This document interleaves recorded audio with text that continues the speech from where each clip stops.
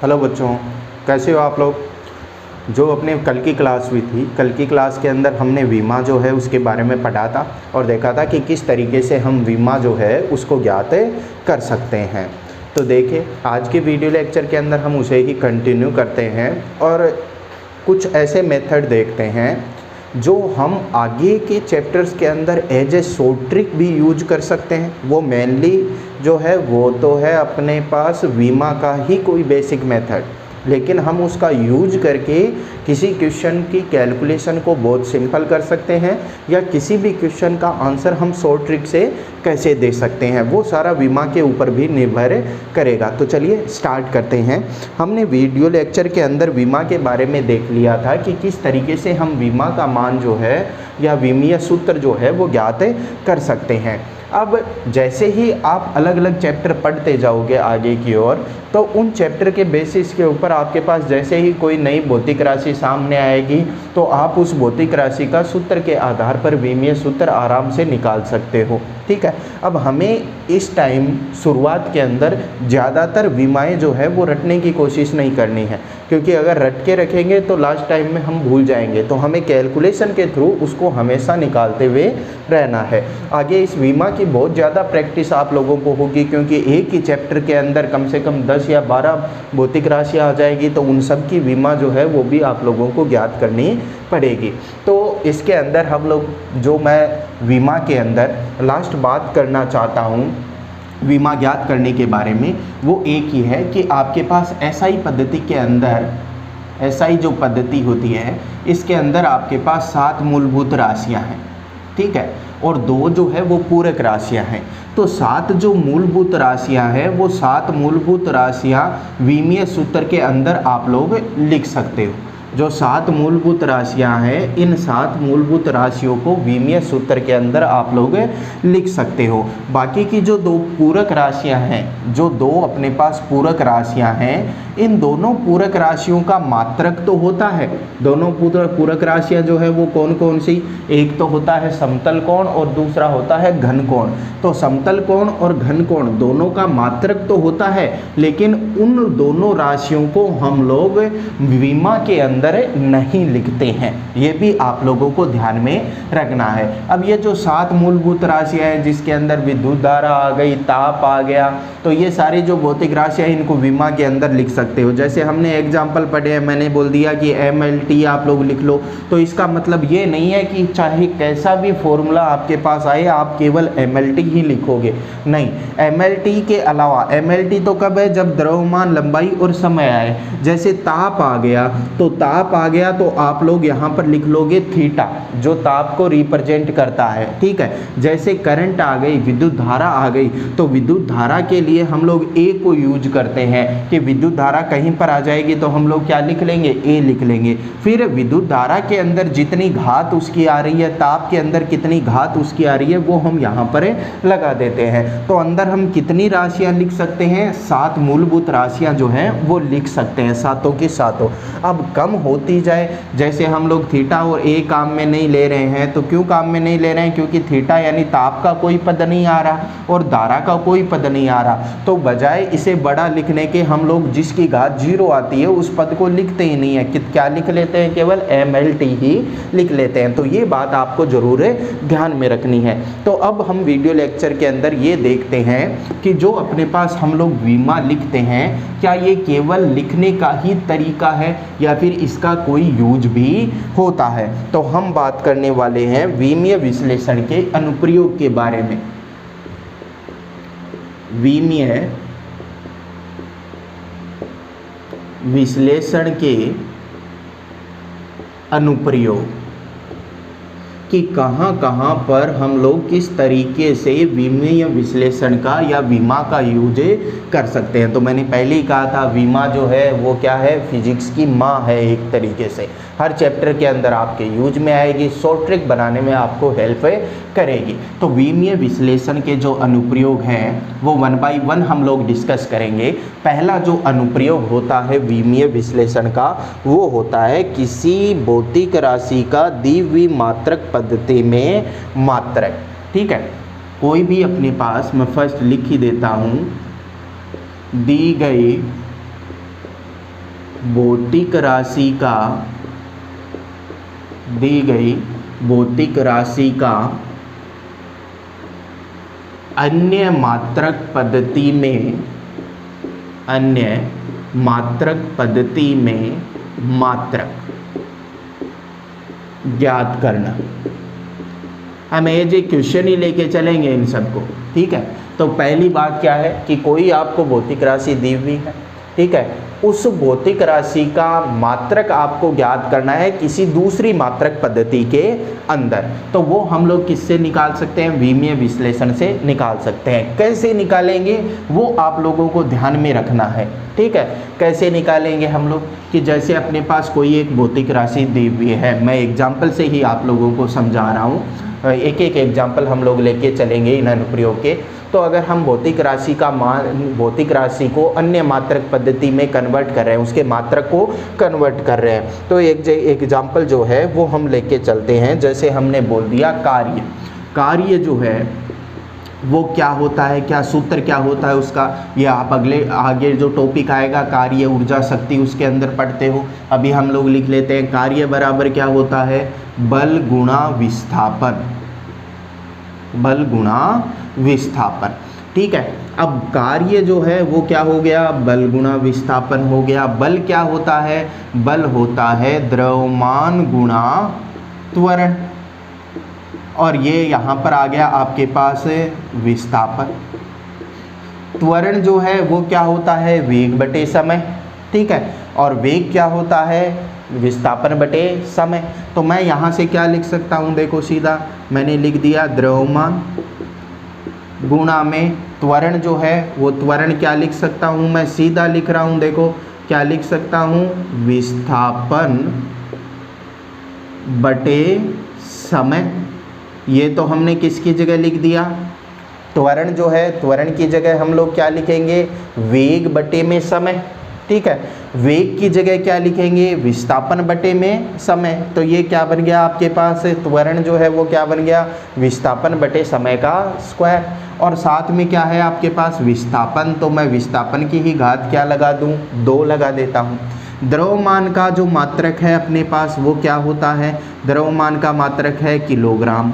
विस्थापन का जो एसआई पद्धति के अंदर मात्रक है वो विस्थापन दूरी ही होता है एक तरीके से, ठीक है। सिंपल बता रहा हूँ, कहीं आप लोग दिल पर चोट मत खा लेना कि विस्थापन को दूरी कैसे बोल रहे हैं, ठीक है। तो विस्थापन जो है वो दूरी यानी मीटर का स्क्वायर। पौन में क्या आ गया अपने पास? समय। समय का मात्रक क्या होता है? Second square. अब यहाँ से हम लोग ये सारा प्रोसेस कर रहे हैं इसकी विमा को ज्ञात करने के लिए। ये एक मात्रक पद्धति के अंदर इसका मात्रक हो गया, और वो मात्रक पद्धति जो है वो कौन सी है? एसआई सिस्टम है, या एमकेएस भी मैं इसे बोल सकता हूँ। अगर विमा की बात करेंगे तो द्रव्यमान एमएलटी हमने यहाँ पर लिख दिया, द्रव्यमान लंबाई समय। क्या द्रव्यमान का कोई पद है? क्या है? घात कितनी? 1। लंबाई का कोई पद है? क्या है? मीटर। घात कितनी? 2। समय का कोई पद है? क्या 2 है? सेकंड है। घात 2 है, लेकिन इसको आप लोगों को कहाँ पर लेके जानी है? ऊपर एक लाइन के अंदर आपके पास होना चाहिए। तो किलोग्राम मीटर स्क्वायर, और सेकंड स्क्वायर को ऊपर ले जाऊंगा तो सेकंड की घात कितनी हो जाएगी? -2। इसी रूप के अंदर आपको यहाँ पर लिखना है। तो समय की घात कितनी है? -2। तो ये आपके पास बन गई विमा इस मात्रक पद्धति की या इस इकाई की। अब ये विमा कार्य की हमेशा रहेगी, चाहे कार्य का फॉर्मूला कुछ भी हो, हमेशा कार्य की विमा जो है वो क्या रहेगी? यही रहेगी। अब आपको क्या करना है कि अगर मैं ये जो विमा है इस विमा की सहायता से एक मात्रक पद्धति से दूसरी मात्रक पद्धति बनाना चाहूँ, जैसे हम एसआई सिस्टम के बजाय सीजीएस सिस्टम काम में लेते हैं, तो सीजीएस सिस्टम के अंदर अगर आप लोगों को इसी भौतिक राशि का मात्रक पता करना है, सीजीएस पद्धति में कार्य का आप लोगों को क्या पता करना है? मात्रक पता करना है। तो देखो कार्य का मात्रक कैसे पता करेंगे, उससे पहले मैं एक बात बोल दूं, ये जो एसआई मात्रक है किलोग्राम मीटर स्क्वायर पर सेकंड स्क्वायर, ठीक है, ये कार्य का मात्रक है, और इसको कई जगह हम लोग जूल भी बोल देते हैं, या ज़्यादातर जगह जूल ही बोला जाता है। यानी आपको बोल दे 1 जूल कार्य है, तो जूल का मतलब क्या हो गया, किलोग्राम मीटर स्क्वायर प्रति सेकंड स्क्वायर हो गया। अब सीजीएस पद्धति में जब हम कार्य का मात्रक देखें तो हम लोग विमा देखते हैं कि विमा क्या है कार्य की, तो हम लोग बोलते हैं कि कार्य की जो विमा है वो क्या है आपके पास, m1 विमा है वो क्या है आपके पास, m1 L2 T-2। m किसकी जगह आ रहा है, द्रव्यमान की जगह। और सीजीएस पद्धति में द्रव्यमान का मात्रक क्या होता है, तो हम कहेंगे सीजीएस पद्धति में द्रव्यमान का मात्रक होता है क्या, g का मतलब ग्राम, तो हम लिखेंगे ग्राम। ग्राम की घात कितनी, 1, तो घात 1। लंबाई l, तो लंबाई का मात्रक सीजीएस पद्धति में क्या होता है, c, सेंटीमीटर, तो हम लिखेंगे सेंटीमीटर। और लंबाई की घात कितनी है, 2, तो सेंटीमीटर स्क्वायर। t की घात -2, t किसके लिए आ रहा है, समय के लिए। सीजीएस पद्धति में समय का मात्रक क्या होता है, सेकंड ही होता है, तो हम लिखेंगे सेकंड, और सेकंड की घात कितनी, -2। तो देखो अगर अपने पास विमा है तो विमा होने पर हम किसी भी मात्रक पद्धति के अंदर उसका मात्रक जो है वो निकाल सकते हैं। जैसे हम लोग बात करें एफपीएस सिस्टम के अंदर, एफपीएस पद्धति के अंदर, तो एफपीएस पद्धति में कार्य का मात्रक अगर हम लोग देखें तो क्या हो जाएगा, एफपीएस सिस्टम के अंदर वही विमा हमारे पास है, विमा जो है वो क्या हो गई अपने पास, कार्य की विमा वही रहेगी चाहे कुछ भी हो जाए, m1 L2 T-2। ठीक है। अब अगर हम बात करें द्रव्यमान की, तो एफपीएस पद्धति में द्रव्यमान को किसके अंदर नापा जाता है, पाउंड के अंदर, तो हम लिखेंगे पाउंड। ठीक है। अब पाउंडल भी बोला जाता है कई जगह इसको, पाउंडल या पाउंड जो है इसकी घात कितनी, 1, तो हमने लगा दी 1। एफपीएस सिस्टम के अंदर लंबाई को किस में मापा जाता है, फीट के अंदर, तो हमने लिख दिया फीट। ठीक है। अब इसका स्क्वायर करेंगे क्योंकि एल का स्क्वायर है तो फीट स्क्वायर आ गया। समय को किस में मापा जाता है, सेकंड के अंदर, तो सेकंड लगा दी। सेकंड की घात कितनी है, -2, -d लगा दी। ये अपने पास मात्रक हो गया कौन सी पद्धति के अंदर, एफपीएस पद्धति के अंदर। अब अपने पास सीजीएस पद्धति के अंदर जो ये कार्य का मात्रक आया है इसकी जगह हम लोग लिख सकते हैं, ये अपने पास आ गया जूल, जूल की जगह हम लोग लिख सकते हैं अर्ग।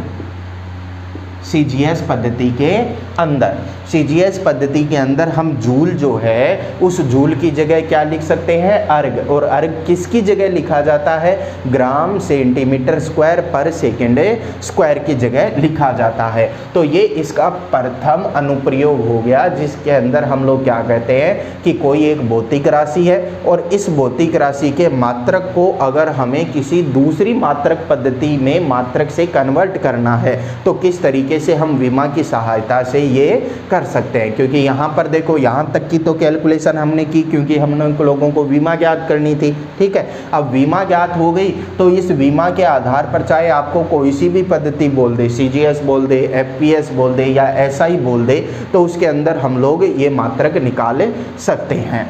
चलिए नोट कीजिए और दूसरे अनुप्रयोग की हम लोग बात करते हैं।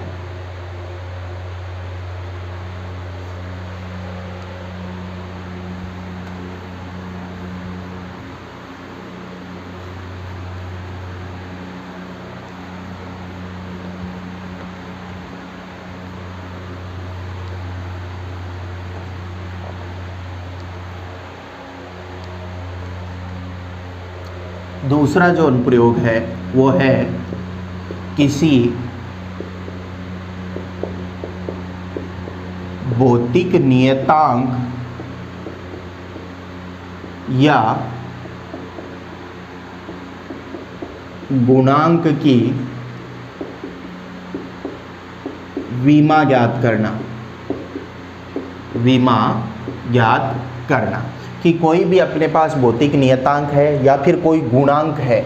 इसका मतलब ये नहीं है कि ये कोई अचर राशि है, अचर राशि नहीं है। भौतिक नियतांक की बात करें, अब वो नियतांक बोल रहा है तो वो कोई ऐसी भौतिक राशि भी हो सकती है जो कभी भी किसी पर निर्भर नहीं करती, ठीक है, या फिर कोई ऐसा नियतांक या ऐसी अचर राशि भी हो सकती है जो किसी पर निर्भर करती हो, ठीक है। तो भौतिक नियतांक या गुणांक कोई भी हो तो उसकी विमा कैसे ज्ञात करते हैं, तो देखिए हम लोग एक एग्जाम्पल लेके चलते हैं। आपके आगे चैप्टर आएगा गुरुत्वाकर्षण, और उस गुरुत्वाकर्षण के लिए अगर हम गुरुत्वाकर्षण बल की बात करें तो गुरुत्वाकर्षण बल आपने पिछली कक्षाओं के अंदर पढ़ा भी होगा, सूत्र सभी को पता भी होगा कि गुरुत्वाकर्षण बल जो होता है वो क्या होता है, F बराबर होता है G गुणा प्रथम वस्तु का द्रव्यमान गुणा दूसरे वस्तु का द्रव्यमान बटे में दोनों के मध्य दूरी का स्क्वायर, यही होता है। अब यहाँ से बल का तो हमें पता है, बल की विमा तो हम लोग किसी भी सूत्र से निकालें, चाहे किसी भी सूत्र से निकालें, बल की विमा वही आएगी जो आप सबसे सिंपल फॉर्मूले से निकाल सकते हो, जैसे बल बराबर द्रव्यमान गुणा त्वरण, तो बल की विमा तो वही है। लेकिन अगर हमें यहाँ पर इस गुणांक की विमा ज्ञात करनी हो, कैपिटल जी को क्या बोला जाता है, सार्वत्रिक गुरुत्वाकर्षण नियतांक। तो सार्वत्रिक गुरुत्वाकर्षण नियतांक की अगर हमें विमा ज्ञात करनी हो, सार्वत्रिक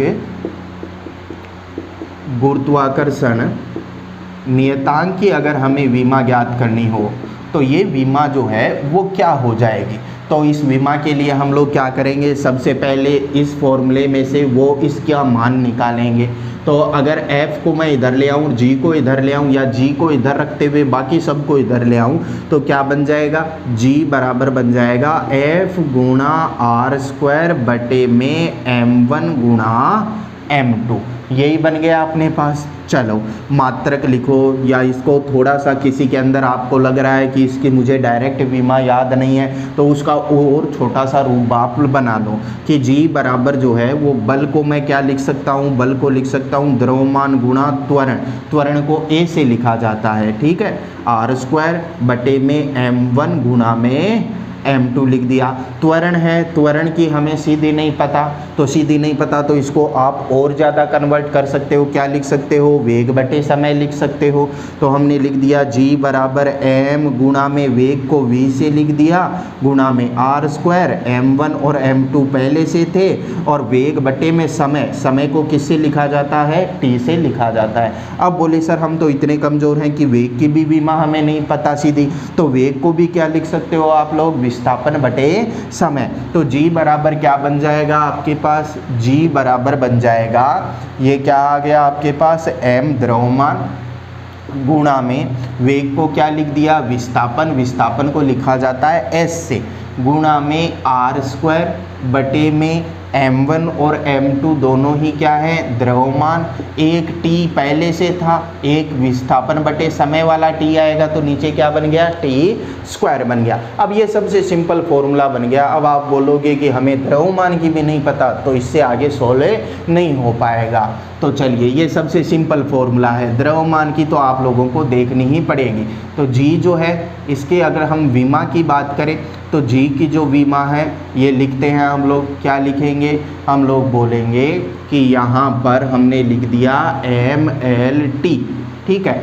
क्या द्रव्यमान का कोई पद है क्या, बोले द्रव्यमान के तो पद ही पद हैं, द्रव्यमान ये रहा, द्रव्यमान ये रहा, द्रव्यमान ये रहा। तो आप लोग क्या कर लो यहाँ से कि द्रव्यमान को सिंपल बना लो, ठीक है। इसकी हम लोग क्या लिख लेते हैं, मात्रक लिख लेते हैं, कैसे, द्रव्यमान किलोग्राम, विस्थापन मीटर, दूरी R त्रिज्या है, सॉरी R दूरी है, दूरी का मात्रक भी क्या होता है, मीटर, तो मीटर स्क्वायर, अपोन में द्रव्यमान किलोग्राम, फिर द्रव्यमान किलोग्राम, समय सेकंड, और सेकंड का क्या है, स्क्वायर है। 1 किलोग्राम से 1 किलोग्राम चला गया, सिंपल फॉर्मूला क्या बन गया, ऊपर देखो क्या आएगा, मीटर की घात 3 बटे में क्या आएगा, किलोग्राम बटे में क्या आएगा, सेकंड की घात 2। अब इसकी विमा लिखो, क्या उसके अंदर द्रव्यमान का पद है क्या, बिल्कुल है, लेकिन अभी भी ये नीचे आ रहा है, नीचे आ रहा है तो इसको सीधी एक लाइन के अंदर लिख लेते हैं। एक लाइन के अंदर मीटर की घात 3, किलोग्राम नीचे है, इसको ऊपर ले जाऊँ, नीचे कुछ नहीं है, मतलब एक घात ऊपर जाएगी तो क्या बन गया, किलोग्राम की घात -1, सेकंड स्क्वायर नीचे है, ऊपर जाएगा तो सेकंड की घात जो है वो कितनी बन जाएगी, -2। अब इसको लिख लो, क्या द्रव्यमान का पद है क्या, बिल्कुल है। घात कितनी, -1, तो -1 लगा दिया। लंबाई का पद है, घात कितनी है, 3, तो घात लगा दी 3।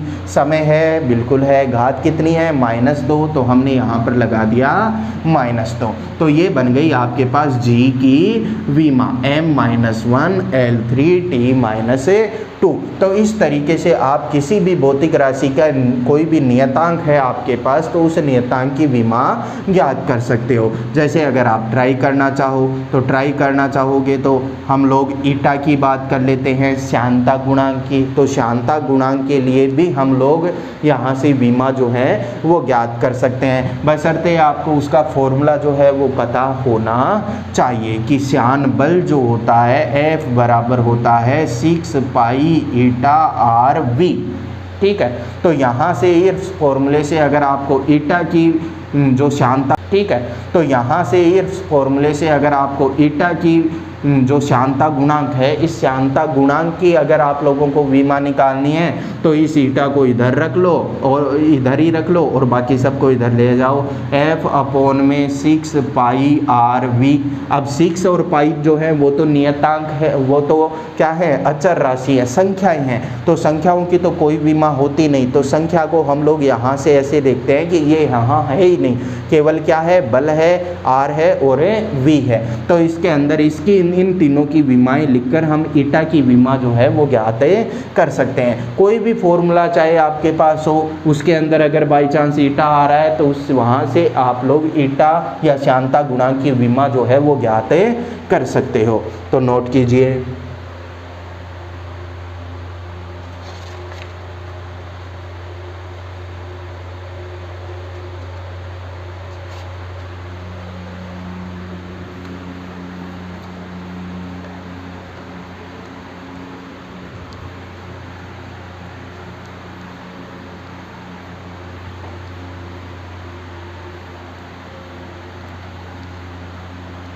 चलिए तीसरे अनुप्रयोग पर चलते हैं।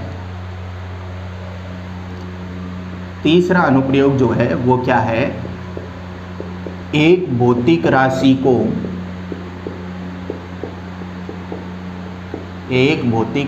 को दूसरी मात्रक पद्धति में ज्ञात करना। अब इसका मतलब क्या हो गया, इसका मतलब हो गया कि कोई मान आपको दिया हुआ है एक मात्रक पद्धति के अंदर और आपको वही मान बदलना है, किसमें, दूसरी मात्रक पद्धति के अंदर। कैसे, जैसे किलोग्राम से ग्राम अपने को बनाना। ठीक है, अब बल के लिए हमने पहले बात की थी कि बल जो है उसके मात्रक को हम लोग क्या लिखते हैं, न्यूटन लिखते हैं। अगर न्यूटन से हमें सीजीएस पद्धति के अंदर जो डाइन होता है उसके अंदर बदलना हो तो कैसे, जैसे हमने अभी भी देखा था कार्य का मात्रक, एक तरफ हमने लिखा था जूल और दूसरी तरफ हमने लिखा था अर्ग। तो जूल को अर्ग के अंदर बदलना हो तो कितना मान हम लोगों को लिखना पड़ेगा। तो शुरुआत के अंदर हमने, अगर आप लोगों ने ध्यान से पढ़ा हो तो हमने एक चीज़ लिखी थी कि कोई भी भौतिक राशि जो है वो दो चीज़ों से मिलकर बनी हुई होती है। एक तो होता है उसका परिमाण और दूसरा होता है उसका मात्रक।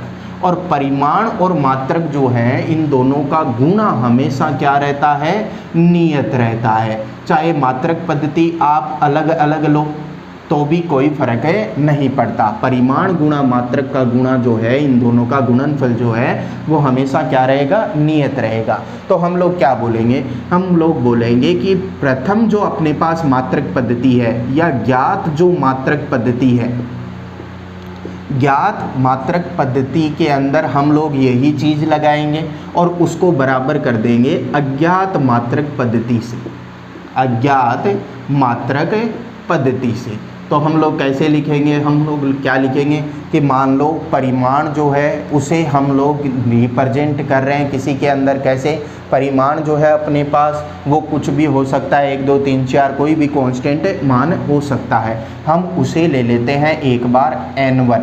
ठीक है, मात्रक को हम लोग लिख लेते हैं u1 जो ज्ञात है वो। बराबर n2 है अज्ञात मात्रक पद्धति के अंदर परिमाण उसका हमें नहीं पता, और दूसरा गुणा में लगा दूंगा अज्ञात मात्रक पद्धति में जो मात्रक है वो। ठीक है, अब मात्रक और विमा एक दूसरे से संबंधित होते हैं। ठीक है, अगर आपको विमा पता है तो मात्रक पता है, मात्रक पता है तो विमा पता है, दोनों एक दूसरे से संबंधित होती हैं। तो अगर मैं यहाँ पर मात्रक है, इस मात्रक की जगह विमा लिख लूँ तो मैं लिखूँगा n1। ज्ञात मात्रक पद्धति के अंदर मैंने लिख दिया mlt। अब मैं mlt ही लिख रहा हूँ, अगर आपके पास कोई और भौतिक राशि है तो इसके अंदर आप अधिकतम कितनी लिख सकते हो, 7 भौतिक राशि लिख सकते हो। m की घात मैंने बोल दिया कि पहली मात्रक पद्धति जो ज्ञात है उसके अंदर विमा मैं लिख रहा हूँ। ठीक है, मुझे नहीं पता m की घात कितनी है तो मैंने a मान लिया, l की घात कितनी है मुझे नहीं पता तो b मान लिया, t की घात कितने है मुझे नहीं पता तो मैंने क्या बोल दिया, c बोल दिया। बराबर अज्ञात मात्रक पद्धति के अंदर मान तो मुझे पता ही नहीं है, मान तो क्या है, अज्ञात है, n2 है, तो n2 का मान जो है वो तो मुझे ज्ञात ही करना है। दूसरी मात्रक पद्धति, अब अगर आपको पद्धति पता है दूसरे वाली तो उसके अंदर आपको पता होगा कि द्रव्यमान को किस में निरूपित करते हैं और समय को किस में निरूपित करते हैं, लंबाई को किस में निरूपित करते हैं। तो यानी मात्रक पता है, इसका मतलब हमें उसकी विमा जो है वो क्या है, पता है। तो मैं यहाँ पर लिख देता हूँ कि m की घात a, l की घात b, t की घात c, इसे मैं m1 l1 t1 लिख देता हूँ। ठीक है, इसे मैं बोल देता हूँ m2 l2 t2। द्रव्यमान की जो घात है मात्रक पद्धति के अंदर वो मुझे नहीं पता है। ठीक है, कितनी भी वो हो सकती है। तो यहाँ पर अगर घात हमने a b c लगा ली तो यहाँ पर मैं घात लगा देता हूँ d e f। मुझे नहीं पता कि घात जो है वो कितनी है अपने पास, घात कितनी भी यहाँ पर अपने पास से हो सकती है। देखिए, अब अगर हम बात करें कि मात्रक पद्धति की, अब घात की हमने बात कर ली कि भाई घात कितनी भी हो सकती है, तो क्या कितनी भी घात हो सकती है क्या? यहाँ पर देखो, यहाँ पर हमने द्रव्यमान की घात a ली है, लंबाई की घात b ली है, समय की घात c ली है। हमने यहाँ पर बोल दिया कि m2 जो द्रव्यमान है उसकी घात d है, लंबाई की e है और समय की क्या है, f है। तो अगर मैं इन तीनों को अलग अलग ले लेता हूँ तो क्या ये अलग भौतिक राशि नहीं बन गई क्या? जैसे हम लोग तुलना तो एक ही भौतिक राशि के लिए कर रहे हैं, एक ही भौतिक राशि को हम दूसरी मात्रक पद्धति में ज्ञात कर रहे हैं। जैसे हम लोग बल जो है, इस बल को किस में ज्ञात कर रहे हैं, हम लोग एक मात्रक पद्धति यानी SI पद्धति से मान हम लोग ज्ञात कर रहे हैं CGS पद्धति के अंदर। तो क्या बल बदल जाएगा क्या? बल तो वही रहेगा, बल तो एक ही है। तो यहाँ पर अगर हम विमा का मान अलग अलग ले लेते हैं, विमा की घात अलग अलग ले लेते हैं, इसका मतलब वो भौतिक राशि भी अलग अलग ले ली। इसका मतलब क्या हो गया कि जो यहाँ पर द्रव्यमान की घात है, m की घात है, वही यहाँ पर होगी, यानी कितनी a। यहाँ पर जो लंबाई की घात है वही यहाँ पर होगी, कितनी b। और जो यहाँ पर समय की घात है वही यहाँ पर होगी, कितनी c। ठीक है, एक ही भौतिक राशि के लिए। अगर अलग अलग भौतिक राशि होती तो हम कभी भी ये लगाते ही नहीं, क्योंकि ये फॉर्मूला जो हम लगाते हैं वो एक ही भौतिक राशि के लिए लगाते हैं। तो चलिए, अब हमें क्या ज्ञात करना है, दूसरी भौतिक राशि में मान यानी n2 का मान। तो n2 का मान मैं यहाँ से निकालूँ तो n2 को तो इधर ही रख लो, इसको इधर ले आओ। तो मैं उधर वाले पदों को इधर लिख रहा हूँ। n2 बराबर क्या बन जाएगा, n1 पहले से इधर है, m2 इधर जाएगा तो m1 के बट्टा में चला जाएगा, m1 अपॉन में m2, और दोनों की कॉमन घात क्या हो जाएगी, a, क्योंकि इसकी भी घात a, इसकी भी घात a, तो m1 बटे a, m2 की घात a। L1 पहले से है, L2 इधर आएगा तो क्या बन जाएगा, L1 बटे L2 की घात b, क्योंकि दोनों की घात सेम है। क्या बन जाएगा, T1 अपॉन में T2 की घात c। और कोई आगे पद हो तो वो बन जाएगा, जैसे A1 अपॉन A2 की घात d या θ1 अपॉन θ2 की घात e, ऐसे चलता जाएगा। अब देखो, इस वाले फॉर्मूले का आप यूज करके एक मात्रक पद्धति से मान जो है वो दूसरे मात्रक पद्धति के अंदर निकाल सकते हो। जैसे हम लोग कुछ एग्जाम्पल लेने से पहले मैं बोल दूं कि 1 किलोग्राम है तो उसका हमें पता होता है कि 1 किलो के अंदर कितने ग्राम होते हैं, 100 ग्राम होते हैं क्या, बिल्कुल होते हैं। कितने ग्राम होते हैं? 1000 ग्राम। ऐसे ही 1 मीटर की बात कर लें तो 1 मीटर के अंदर कितने सेंटीमीटर होते हैं? 1000 सेंटीमीटर होते हैं। कितने होते हैं? 100 सेंटीमीटर होते हैं। तो अब देखिए हम लोग एक एग्जाम्पल लेके चलते हैं और उस एग्जाम्पल को इस फॉर्मूले के अकॉर्डिंग हम लोग मान जो है वो वहाँ पर ज्ञात करेंगे। अब एग्जाम्पल जो है वो ऐसा ही ले लेते हैं, जाना पहचाना सा एग्जाम्पल जो है वो हम लोग ले लेते हैं। जैसे न्यूटन की हमने अभी बात की थी, तो हम बोल लेते हैं कि एसआई पद्धति के अंदर जो मात्रक होता है वो तो होता है न्यूटन, बल का मात्रक, ठीक है। और सीजीएस पद्धति के अंदर इसका मात्रक होता है डाइन।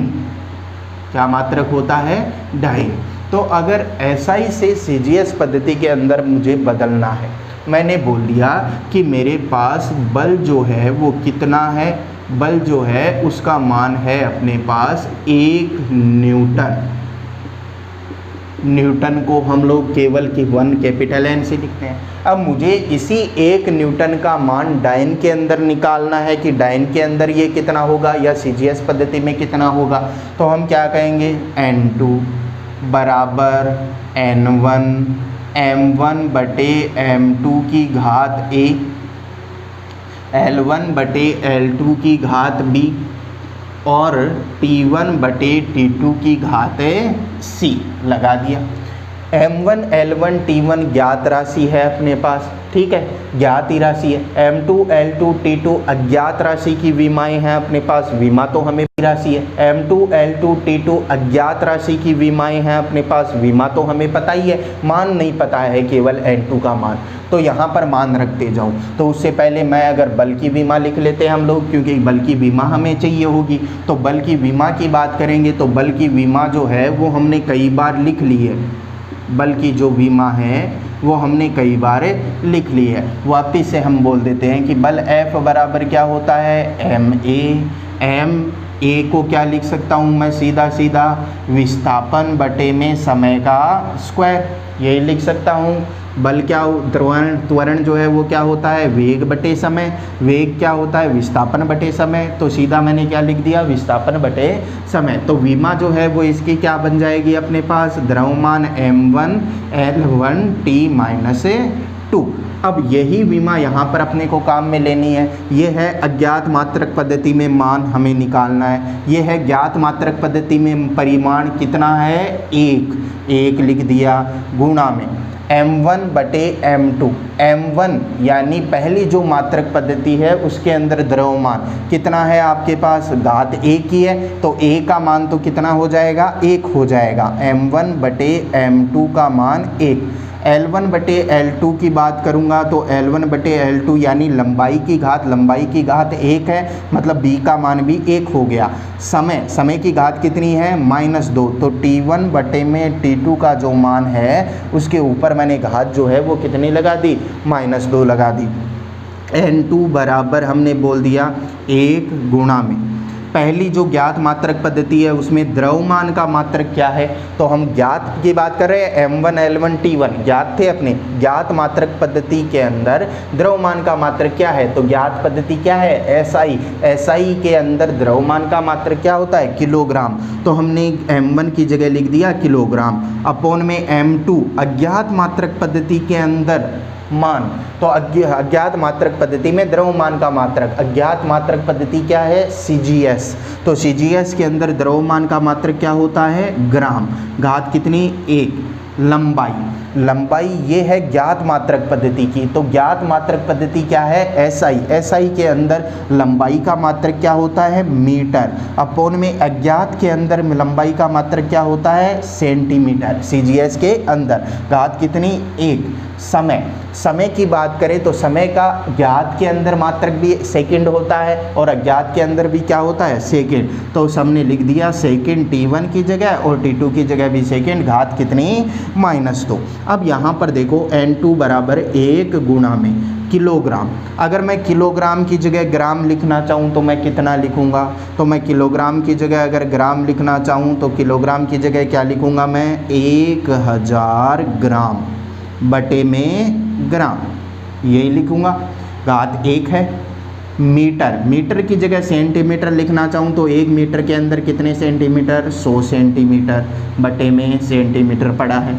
सेकंड और सेकंड एक दूसरे से कैंसिल आउट हो जाएंगे, 1 की घात बच जाएगी -2, ग्राम से ग्राम चला गया, सेंटीमीटर से सेंटीमीटर चला गया, तो N2 बराबर कितना आ गया, 1 गुणा ये कितना 1000, ये कितना 100 और ये घात -2, 1 की घात चाहे कितनी भी लगाएं मान क्या आता है 1, तो ये बन गई अपने पास। तो N2 यानी दूसरी अज्ञात मात्रक पद्धति के अंदर जो परिमाण है वो कितना, ये 10 की घात 3, ये 10 की घात 2, तो कितना हो गया 10 की घात 5 मान अपने पास आ गया। यानी न्यूटन को अगर डाइन में बदला जाए तो मैं क्या लिख सकता हूँ, मैं लिख सकता हूँ यहाँ पर अगर हम लोग लिख दें 1 न्यूटन बराबर N2 का मान कितना आया 10 की घात 5 डाइन। ये मान भी आप लोगों को डायरेक्ट ध्यान में रखना है। तो कि इस ये जो अपने पास अनुप्रयोग है थर्ड, इसके अंदर हम लोग एक मात्रक पद्धति से मान जो है वो दूसरी मात्रक पद्धति के अंदर ज्ञात कर सकते हैं, चाहे वो कोई भी राशि हो। अब अगर हम लोग विमा की बात करें, मात्रक की बात करें, तो मात्रक चाहे कोई भी हो, मात्रक के आधार पर हम लोग विमा देखते हैं और विमा के आधार पर मात्रक हम लोग देखते हैं। तो हमने न्यूटन को किस में कन्वर्ट कर लिया, डाइन में, यानी एसआई पद्धति से हम किस में ले गए, सीजीएस पद्धति के अंदर मान को ले गए। चलिए नोट कीजिए।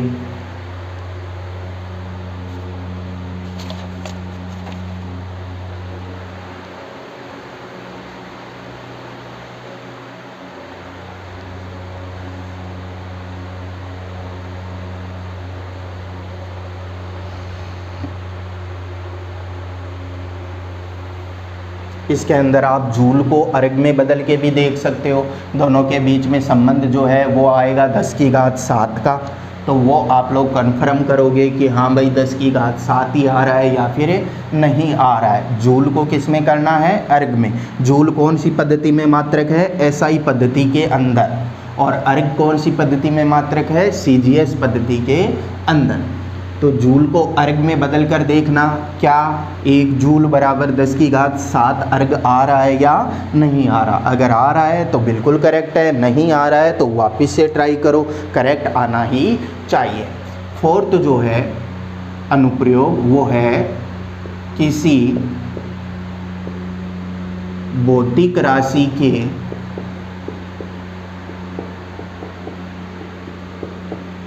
सूत्र की सत्यता जांचना, कि कोई भौतिक राशि का सूत्र अपने को बता दिया गया, ठीक है, मैंने बता दिया मान लो, और आपको लग रहा है कि नहीं ये सूत्र जो है वो गलत है, तो आप लोग उसकी जांच कर सकते हो किससे, विमा के माध्यम से, कि वो जो भौतिक राशि का सूत्र हमने लिखा है वो सही है या नहीं है। अब ये जांच जो है वो किस तरीके से हम लोग करते हैं, एक एग्जाम्पल से हम लोग समझते हैं। या सबसे पहले मैं आप लोगों को बता दूं कि किस तरीके से हम लोग मान जो है वो सत्यता जो है वो चेक करते हैं। मान लो आपके पास कोई भी भौतिक राशि है ए, ठीक है, तो मैं लिखूँगा ए बराबर क्या है, B plus minus C D का स्क्वायर प्लस में under root E F plus में जी अपॉन एच। ये आपके पास कोई एक सूत्र है, इसके अंदर मैंने सारे यहाँ पर ले लिए हैं सारे तरीके। तो हम लोगों को कैसे देखना है, सूत्र की सत्यता की जांच क्या करनी है, कि हम लोग बोलेंगे कि जो ए की विमा है, जो ए की विमा है वो ए की विमा बराबर होनी चाहिए बी की विमा के। किसके बराबर होनी चाहिए, बी की विमा के। जो ए की विमा है वो बराबर होनी चाहिए सी डी स्क्वायर की विमा के। जो ए की विमा है वो बराबर होनी चाहिए अंडर रूट ई एफ की विमा के। जो ए की विमा है वो बराबर होनी चाहिए जी अपॉन एच की विमा के। अब ऐसे नहीं है अकेले आप g की विमा को बराबर करोगे, नहीं, g/h की विमा के क्या होनी चाहिए, बराबर होनी चाहिए। अगर ये बराबर है इसका मतलब वो सूत्र जो है वो विमीय दृष्टि से सत्य है, ठीक है। लेकिन क्या कि उसके अंदर जो अचर राशि आ रही हैं, जैसे किसी के गुणा के अंदर 2 आता है, किसी के अंदर 4 गुणा में आता है, किसी के अंदर 8 गुणा में आता है, तो उस न्यूमेरिकल राशि, उस अचर राशि की सत्यता की बात नहीं करता, ठीक है। कि अगर कोई भी भौतिक राशि, जैसे b की जगह कोई भी भौतिक राशि है, वेग है, cd की जगह कोई और भौतिक राशि है, संवेग है, दूरी है, लंबाई है, तो ऐसी भौतिक राशियों के अंदर तो ये सत्यता की जांच करता है। लेकिन किसी सूत्र के अंदर मान लो जैसे अपने पास आवर्तकाल का सूत्र है t = 2π√L/g, ठीक है। तो ये जो 2π यहाँ पर नियतांक आ रहा है, ये नियतांक इससे पता नहीं चलता कि 2π ही आएगा या फिर कुछ और आएगा, ठीक है।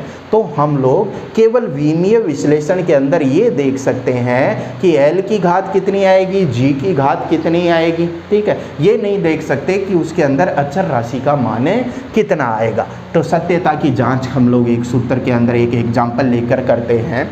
एक एग्जाम्पल हम लोग ऐसा लेते हैं जो नॉर्मल हम लोग काम में लेते हैं। जैसे हम लोग बात कर ले अपकेंद्रीय या अभिकेंद्रीय बल की, कि अपकेंद्रीय या अभिकेंद्रीय बल जो होता है वो बल बराबर होता है mv²/r² के। किसके बराबर होता है वो, mv²/r² के बराबर होता है। ये मैंने आप लोगों को बता दिया। अब आप लोगों के यकीन नहीं हो रहा कि क्या बल का ये सूत्र होता है क्या, ठीक है। तो आप लोगों ने क्या किया, इस सूत्र के अंदर हम लोग क्या करेंगे कि ये देखेंगे कि ये जो बल है इसकी विमा और इन सब की विमा क्या बराबर है या नहीं है। अगर बराबर नहीं है तो देखते हैं कि क्यों बराबर नहीं है। अगर नहीं होगी तो हम बोलेंगे ये सूत्र गलत है। अगर बराबर नहीं है तो देखते हैं कि क्यों बराबर नहीं है। अगर नहीं होगी तो हम बोलेंगे ये सूत्र गलत है। तो सही सूत्र इसका क्या होगा वो देखेंगे। तो सबसे पहले तो बल है आपके पास, तो बल की विमा लिख लो। तो मैं सबसे पहले स्टेप वाइज चलता रहता हूँ। बल की विमा की बात करेंगे तो F की विमा यानी बल की विमा जो है वो क्या होती है, तो हम लोग बोलेंगे बल जो है इसके हमने विमा कई बार निकाल ली है। तो अब ये विमा जो है वो हमें पता होनी चाहिए क्या होती है, m1L1T-2 यही होती है क्या, बल की विमा यही हो गई अपने पास। यहाँ पर है द्रव्यमान तो m की विमा, तो m की विमा की अगर हम बात करें तो m की जो विमा है वो कितनी होगी, m की विमा यानी द्रव्यमान की विमा हो गई m1। L0 T0 लिखने की ज़रूरत है नहीं है। v की बात करें तो v की जो विमा है वो क्या हो गई अपने पास, v की विमा की बात करें तो v क्या है, वेग क्या होता है, विस्थापन बटे समय। विस्थापन क्या होता है, दूरी। तो m का कोई पद नहीं, l का पद है T-1, v आ गया आपके पास। m0 को लिखो या ना लिखो बात है बराबर है। फिर r जो है वो क्या है, r होती है त्रिज्या, ठीक है। अब त्रिज्या जो है वो किस में मापी जाती है, मीटर के अंदर, और मीटर जो है वो किसका मात्रक है, दूरी का। तो हम लोग बोलेंगे r की विमा क्या हो जाएगी, दूरी के बराबर कितनी, m0L1T0। समय का कोई पद नहीं है, द्रव्यमान का कोई पद है यहाँ पर नहीं है। तो ये सब विमा हम यहाँ पर रख के देखते हैं कि left hand side right hand side के बराबर आती है या नहीं आती है। तो ये तो बल की तो हमें सीधी पता है, तो हम लोग सीधी लिख लेते हैं क्या, m1L1T-2 ये आनी चाहिए किसकी, इधर वाले भाग की। इधर वाला भाग द्रव्यमान की विमा लिखो सबसे पहले। तो इसके अंदर मैं तीनों ही पद लिख लेता हूँ क्या, m1L0T0, ठीक है। उसके बाद में क्या है, v की घात 2, तो v की विमा क्या है, v की विमा है m0L1T-1 और इसकी घात कितनी है 2, बटे में क्या है अपने पास r²। r की विमा क्या है, r की विमा है m0L1T0 और घात कितनी है 2, लगा दी। अब यहाँ पर देखो 0 की तो चाहे कितनी भी घात लगाओ कोई फ़र्क नहीं पड़ेगा, ठीक है। यहाँ पर अगर हम इसे सिंपल लिखना चाहें तो m की घात 1 यहाँ पर m की घात 0, चाहे घात 2 हो, यहाँ पर भी m की घात है 0, तो क्या बनेगा यहाँ पर m की घात टोटल कितनी बनेगी 1। l की बात करें तो यहाँ l की घात 0, यहाँ पर l की घात 1, 1 की घात 2, तो l की घात टोटल कितनी हो गई 2, ऊपर l की घात हो गई 2, ठीक है। नीचे l की घात कितनी है देखो 1 और 1 के गुणा में 2, तो टोटल l की घात कितनी हो गई 2, तो L2 से L2 क्या हो गया कैंसिल आउट हो गया, क्योंकि ऊपर भी l की घात 2 है, नीचे भी l की घात 2 है। अगर नीचे वाले को ऊपर ले जाऊंगा तो l की घात -2 हो जाएगी, फिर इन दोनों को जोड़ना पड़ेगा तो कितना आ जाएगा 0, तो L 0। t की बात करें t की घात 0, t की घात यहाँ पर -1 के गुणा में 2 है तो -2 हो गई, यहाँ पर t की घात 0 है तो t की घात कितनी बन गई -2 बन गई। क्या लेफ्ट हैंड साइड और राइट हैंड साइड इक्वल हैं क्या? बिल्कुल हैं सर, बिल्कुल भी नहीं है, क्योंकि यहाँ पर L1 आ रहा है, यहाँ पर क्या आ रहा है L0 आ रहा है, तो बिल्कुल इक्वल नहीं है। इसका मतलब ये जो सूत्र है वो विमीय दृष्टि से सही नहीं है, सत्य नहीं है। तो सत्य सूत्र क्या होता है? सत्य सूत्र होता है A बराबर mv²/r, और इसकी सत्यता की जांच आप लोग कर सकते हो घर पर बैठे हुए कि इस तरफ की जो विमा है वो देखो कि इस तरफ की विमा के बराबर है या नहीं है। तो इस तरीके से हम किसी भी भौतिक राशि के सूत्र की सत्यता की जांच कर सकते हैं। नोट कीजिए आप लोग।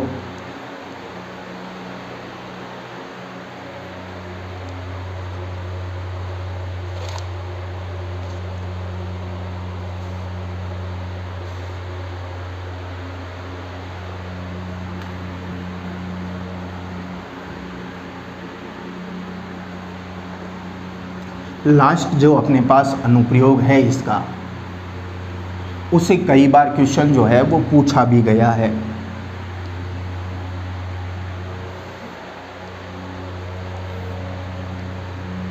पाँच नंबर एप्लीकेशन क्या होती है? नए संबंधों की स्थापना करना।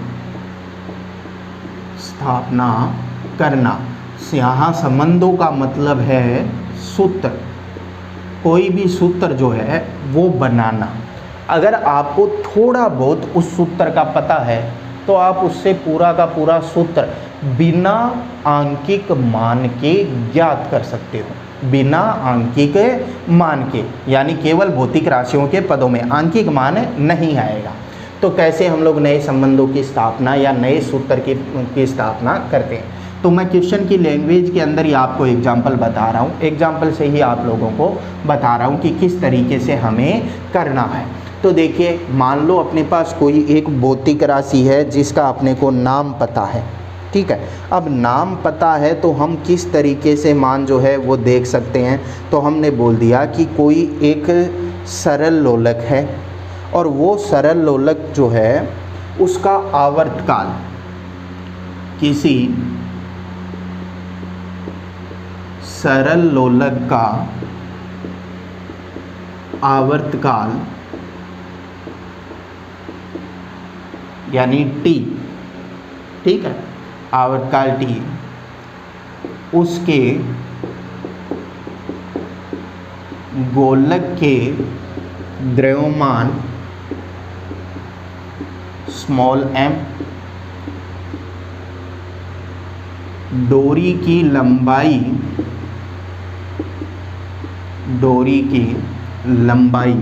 स्मॉल l व गुरुत्वीय त्वरण स्मॉल g पर निर्भर करता है।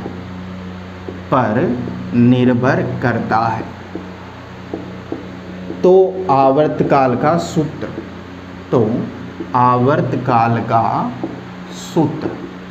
अब ध्यान रखना मैं क्या बात बोल रहा हूँ बार बार, न्यूमेरिक वैल्यू आंकिक मान आप नहीं पता कर सकते, ठीक है। केवल क्या पता कर सकते हो? भौतिक राशियों की निर्भरता, ठीक है। तो देखो, आवर्तकाल का सूत्र अपने को बनाना है। क्या क्या बोल रहा है? ये बोल रहा है कि जो सरल लोलक का आवर्तकाल है वो उसके गोलक के द्रव्यमान, डोरी की लंबाई और गुरुत्वीय त्वरण पर निर्भर करता है। तो हमें क्या करना है? देखो, ध्यान रखना सबसे पहली बात कि जो निर्भरता है वो निर्भरता 3 पदों से कम होनी चाहिए। सबसे पहली बात तो इम्पोर्टेंट बात, 3 पदों से क्या होनी चाहिए, कम होनी। 3 ही हो सकते हैं अधिकतम, लेकिन 3 या 3 से क्या होनी चाहिए, 3 या 3 से कम पदों पर निर्भरता होनी चाहिए। 3 पदों से कम पर निर्भरता होनी चाहिए। तो अगर 3 या 3 पदों से कम पर निर्भरता होगी तो आपका क्वेश्चन इजीली हो जाएगा। अगर 3 पदों से ज़्यादा पर निर्भर कर रहा है वो, तो 3 पदों से ज़्यादा पर निर्भर करे तो उसका सूत्र हम विमीय विधि से ज्ञात नहीं कर सकते हैं। ये बात आप लोगों को ध्यान में रखनी है, क्योंकि कई बार कि कोई बुक अपन सोल्व करते हैं तो बुक के अंदर अपने को मिल जाता है कि ये भौतिक राशि इतने पदों पर निर्भर कर रही है, ठीक है, बहुत ज़्यादा पद अपने को दे देता है। तो हम लोग विमीय विधि से उसका सूत्र निकालने की कोशिश करते हैं। तो वहाँ पर क्या होता है, जो अपने पास इसके अंदर समीकरणें बनेगी उन समीकरणों की संख्या तो कम बनती है और अज्ञात राशियाँ ज़्यादा होती हैं। तो वहाँ पर हम लोग इस विधि से सूत्र जो है वो ज्ञात नहीं कर पाएंगे। तो क्या ध्यान में रखना है आपको कि जो अब निर्भरता है वो निर्भरता 3 या 3 पदों से कम पर होनी चाहिए। जैसे इसके अंदर गोलक का द्रव्यमान, डोरी की लंबाई, गुरुत्वीय त्वरण कितने हैं, मैक्सिमम 3 है। अब 3 तक हम कर सकते हैं, 3 से ज़्यादा नहीं होने चाहिए। तो देखो क्या है कि आवर्तकाल है, तो आप लोगों को क्या ध्यान में रखना है कि मान लो कि आवर्तकाल है t बराबर गोलक के द्रव्यमान पर निर्भर करता है। द्रव्यमान हमने ले लिया, मुझे नहीं पता द्रव्यमान की घात कितनी है, हमने कितनी मान ली, x। डोरी की लंबाई को l से लिख लिया, मुझे नहीं पता l की घात कितनी है, तो कितने लगा दी, y। गुरुत्वीय त्वरण g और गुरुत्वीय त्वरण की घात कितनी है वो भी हमें नहीं पता, तो घात कितनी लगा दी हमने, z लगा दी।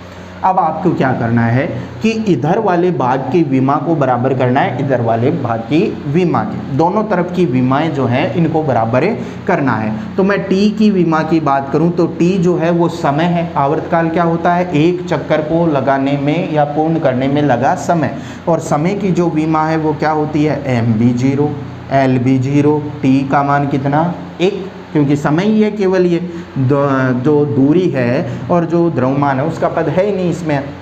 यहाँ पर बात करते हैं द्रव्यमान की विमा की बात करेंगे तो क्या आएगा आपके पास, m1 l0 t0। द्रव्यमान की विमा की बात करेंगे तो क्या आएगा आपके पास, m1 l0 t0 और उसकी घात कितनी है, x। L है लंबाई की विमा की बात करें तो केवल लंबाई है L1, बाकी 3 दोनों क्या हो गए, 0। घात कितनी, y। G क्या है, G है त्वरण, गुरुत्वीय नाम भूल जाओ एक बार, क्या है, त्वरण। त्वरण क्या होता है, वेग बटे समय। वेग क्या होता है, विस्थापन बटे समय। तो हमने देखा था, काफ़ी बार देख लिया त्वरण को, हम सीधा क्या लिख सकते हैं, विस्थापन बटे समय का स्क्वायर। तो इसकी जो विमा है वो क्या होती है, m0 l1 t-2 और घात कितनी, z। अब आपको इन दोनों तरफ की तुलना करनी है, तो दोनों तरफ की तुलना करनी है तो देखो m वाले पदों को अलग लिख लो, l वाले पदों को अलग लिख लो, t वाले पदों को अलग लिख लो। यहाँ पर मैं बात करूँगा m की, तो m की घात कितनी, 0। l की घात कितनी, 0। t की घात कितनी, 1 लिख दिया, बराबर m को अलग लिखो, m को, उसकी घातें जो हैं वो इसके ऊपर लगा दो। m की घात यहाँ पर 1 के गुणा में x, क्योंकि घात के ऊपर घात है तो घातें गुणा हो जाती हैं, तो m की घात कितनी, x। यहाँ पर m की घात 0 गुणा y, 0 बन जाएगा। m की घात 0 गुणा z कितना बन जाएगा, 0, यानी m की घात कितनी हो गई, x। l की बात करें, l की घात 0 गुणा x, 0 बन गया। l की घात 1 गुणा y कितना बन गया, y। l की घात 1 गुणा z कितना बन गया, z। घात दोनों अलग अलग घातें हैं तो घातें जुड़ जाएंगी, आधार समान है तो। फिर बच गया t की बात करें तो t की घात 0 गुणा x, 0 बन गया। 0 गुणा y भी कितना बन गया, 0। -2 गुणा z, तो -2z बन गए। अब दोनों तरफ की तुलना करो कि इधर जितनी m की घात है उतनी ही इधर होनी चाहिए, क्योंकि तभी वो भी में सूत्र सही होगा। इधर जितनी l की घात है उतनी ही इधर होनी चाहिए, इधर जितनी t की घात है उतनी ही इधर होनी चाहिए। तो m की घात इधर कितनी है, 0, तो इधर भी कितनी होनी चाहिए, 0। तो दोनों की तुलना करूं तो इसका मतलब x का मान कितना आ गया, 0। यहाँ पर l की घात 0, यहाँ पर l की घात y प्लस जेड, इसका मतलब y प्लस जेड का मान कितना 0, दूसरी समीकरण बन। t की घात 1 है, इधर t की घात -2z है, मतलब -2z का मान किसके बराबर होना चाहिए 1 के बराबर होना चाहिए। शुरुआत यहाँ से करें तो z का मान कितना आ गया -1/2, z का मान यहाँ पर रखूँ तो y -1/2 बराबर 0, तो ये इधर जाएगा तो y का मान कितना आ गया 1/2। तो x का मान 0, y का मान 1/2, z का मान -1/2 यहाँ पर रख दो इस वाले सूत्र के अंदर। तो यहाँ पर रखूँगा तो देखो क्या बन जाएगा, t बराबर m की घात 0, l की घात कितनी y का मान कितना 1/2, g का घात कितनी z, और z का मान कितना -1/2। तो t बराबर किसी की भी घात 0 हो तो मान कितना होता है 1, l की घात 1/2, घात 1/2 का मतलब क्या होता है √l, ठीक है। g की घात -1/2, तो इसे नीचे ले जाओ तो क्या बन जाएगा g की घात 1/2, और g की घात 1/2 को भी क्या लिख सकता हूँ मैं √, यानी ये सुंदर अगर मैं लिख दूँ तो क्या बन गया √l/g बन गया। अब रियलिटी के अंदर सूत्र क्या होता है, रियलिटी के अंदर सूत्र होता है आवर्तकाल का t बराबर 2π√l/g, ये होता है एक्चुअल के अंदर आवर्तकाल का सूत्र।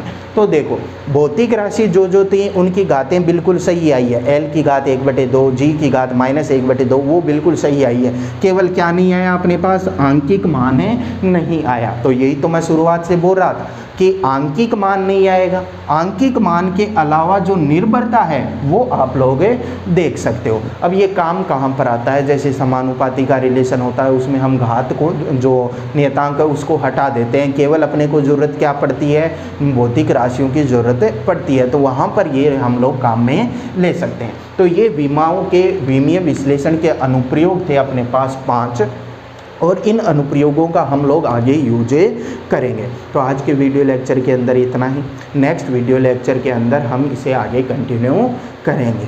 Thank you.